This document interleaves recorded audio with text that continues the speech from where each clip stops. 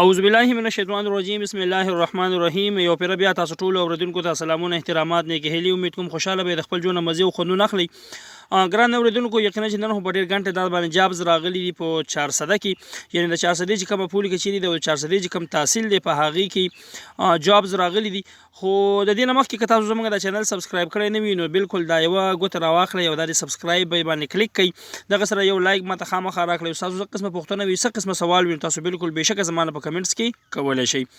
ګران اوریدونکو خوشخبری د هغه خلکو لپاره کوم خلک چې د 400 اوسیدونکو دي او د هغوی سره ډومیسایل هم د 400 دي، نو یقینا چې هغوی د لپاره ډېر خولي جابز راغلي دي. کومه چې عدلیه ده ضلع 400 مې په هغه کې جابز راغلي دي او د 400 چې کوم اوسیدونکو خلک دي نه هغوی سره چې ډومیسایل 400 دي نو هغوی دي ته اپلای کولای شي. ګور به چې زموږ سره جابز د څه سره راغلي دي او د هغې کټګري سره څونه جابز راغلي دي، هغې قابلیت څونه غواړي، تجربه څونه غواړي، په دغه باندې هم خبره اترې کوو. ویډیو که اوږدېږي معذرت به کوم او تاسو ویډیو تر اخره پورې وګورئ چې تاسو ټوټل پوه شئ، نو بیا به تاسو ماته د واتساپ د کولو یا ماته د کال کولو بالکل چې گنجایش په هغې کې پاتې نوي. زموږ سره وړاندې جاب چې کوم راغلی دی دا راغلی دی د کمپیوټر اپریټر، یعنی د دې چې کوم سکیل دی دا 16 سکیل دی او ټول تعداد چې کوم دی دا 9 کسان دوی ته پکار دي. عمر چې دوی کوم غواړي د 18 سال نه والا د 30 سال پورې. دې کې د کوټې سیستم دی، یعنی کوم چې فیمیل یو کس به 5 کسان به الکانی او یو په اقلیت باندې به وي. د دوی چې کوم قابلیت دی نو قابلیت بی سی آنر غواړي، یعنی چا چې بیچلر کمپیوټر ساينس کړی وي یا چا چې ام ایس سی بی ای ټی کړی وي نو هغه کسان دې لپاره څه شي دي الیجیبل دي، هغه ته اپلای کولی شي. سټینو ټایپیسټ چې کوم دی دا زموږ سره بی پی ایس 14 سکیل دی او دې کې 9 پوسټونه دي زموږ سره.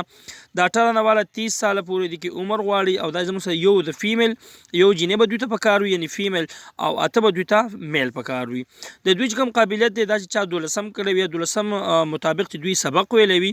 او هغوی چې په کمپیوټر لیپټاپ باندې چې کوم سپیډ وي د لیکلو نو هغه چې 50 ورډ پر منټ وي. خو دغه رنګې د هغوی د انګلیش لیکل چې هم ښه وي، دغه رنګې چې هغوی پوهېږي چې ام ایس آفس چې کوم دی چې په دغه باندې د هغوی پوهېږي او څه ناڅه عبور پرې د هغوی حاصل وي نو هغه کسان هم دې ته اپلای کولی شي. جونیئر کلرک زموږ سره محرر چې کوم دی بی پی ایس 11 نو دوی هم زموږ سره 8 پوسټونه دي. د 18 نه والا د 30 سال پورې عمر غواړي، یو فیمیل غواړي او 9 سره میل غواړي. د دوی چې کوم چا سیکنډري سکول سرټیفیکیټ یعنی چا چې لسم پاس کړی وي یا د هغې مطابق یو ځای سبق ویلی وي چې هغې څه مساوي وي او دوی هم چې 30 الفاظ پر منټ لیکلی شي په کمپیوټر باندې یعنی په کیبورډ باندې نو هغه کسان هم دې ته اپلای کولی شي. زموږ سره بل پوسټ د ډرایور د بی پی ایس 6 سکیل دی، د 3 کسان غواړي، د 30 سال نه والا 45 سال پورې عمر غواړي.